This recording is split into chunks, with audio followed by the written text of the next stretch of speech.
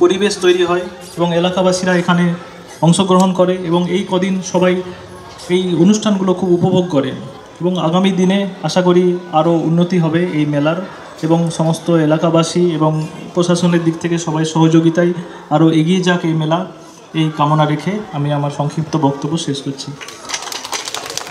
আমরা স্যারকে অনেক ধন্যবাদ জানাবো। উনি ওনার অনেক মূল্যবান সময় ব্যয় করে আমাদের মাঝে এসেছেন এবং কিছু কথা বললেন। ওনাকে অসংখ্য অসংখ্য ধন্যবাদ।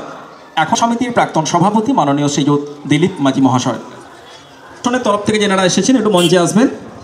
ধন্যবাদ।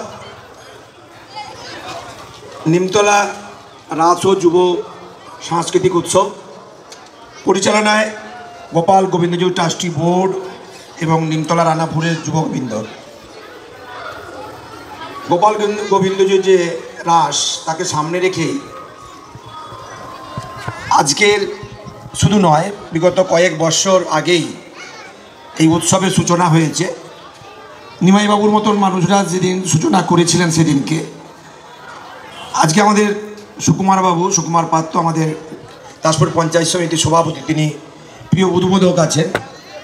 শোভনবাবু আমাদের ডাক্তার শোভন দাস বিশিষ্ট চিকিৎসক। অনেক দিন কারোর সঙ্গে কথা নেই, কোথাও বাকবিতণ্ড হয়েছে, তো মেলাতে এসেছি, হঠাৎ দেখা হয়ে গেল, তো কিরে কেমন আছিস একটা হয়ে যায়। তাই মেলা একাধারে মিলনও কেন্দ্র বটে। অনেক দিনের কিছু বিবাদকে সরিয়ে রেখে আমরা একে অপরের সঙ্গে মিলিত হয়ে যাই এই মেলার মাধ্যমে। এটি একটি অত্যন্ত সাংস্কৃতিক প্রাচীন সাংস্কৃতিক প্রথা আমাদের গোপাল গোবিন্দজির রাস উৎসব তাকে সামনে রেখে। এই রাস উৎসব অনেক দীর্ঘ, প্রায় 300 কত বছর হলো, 356 মানে ভাবা যায় 356 বছর আগে যে মেলা, যে রাস উৎসবের শুভ সূচনা হয়েছিল, আজকে ভাবা যায় 356 মানে কত কত উপারকার মানুষ খুব সহজেই দ্রুত রাস উৎসবে চলে আসে। তবে যাই বলি, যতই যাই বলি যে আজকের দিনে দাঁড়িয়ে গোপাল গোবিন্দজির যে রাস উৎসব এবং এই যুব উৎসব এর কিন্তু একটা টান আছে। যে এই আমরা ভাবছি যে এই তো গত বছর গেলাম, এবছর কিন্তু কোথাও একটা মনের টানে প্রাণের টানে গোপাল গোবিন্দজিকে একবার দর্শন করব, একটু ভোগ পাবো, একটু প্রসাদ পাবো, সেটা টানে কিন্তু অনেক মানুষ এখানে আসে। আর সেই টানেই কমিটিকে সাহায্য করতেই পারি, একটু সময় দিতেই পারি পরবর্তী অনুষ্ঠানের জন্য। তো এইগুলো আমরা লক্ষ্য করি বিভিন্ন সময় বিভিন্ন মেলা প্রাঙ্গণে, মেলা কেন্দ্রে এই ধরনের ঘটনাগুলো ঘটে। তাই আপনাদের কাছে সবার কাছে অনুরোধ, বিকিকিনির মধ্য দিয়ে যারা দূর দূরান্ত থেকে পসরা সাজিয়ে দোকান সাজিয়ে মানুষের জন্য বসেছেন, তারাও কিন্তু এখানেই রাত্রি যাপন করবেন কয়েকদিন। এই গ্রামের এই মাননীয় লালটু চক্রবর্তী মহাশয় যুব সাংস্কৃতিক যে মেলা, সেই মেলাকে সামনে রেখে মঞ্চে উপবিষ্ট সমস্ত গুণীজন ব্যক্তি, মঞ্চের সভাপতি,